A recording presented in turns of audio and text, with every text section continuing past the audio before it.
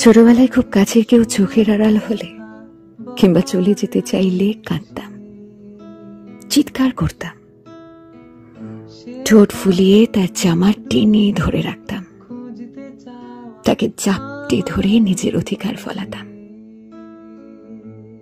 যে কোনো কিছুর বিনিময়ে তাকে রেখে দিতে চাইতাম। বড়বেলায় এই সব কিছুই পারি না, জোর করা যায় না, চিৎকার করা যায় না। ভাঙা ভাঙা গলায় তার হাত ধরে বুকের কাছে চেপে রেখে বলা যায় না, যাইও না। শুধু তার যাওয়ার পথে ফ্যাল ফ্যাল করে তাকিয়ে থাকতে হয়, কিংবা হাসি মুখে কিছুটা পথ এগিয়ে দিতে হয়। তারপর বাড়ি ফিরে সারা শরীরে জ্বর নামিয়ে বিছানা আগলে শান্ত হতে হয়। অদ্ভুত।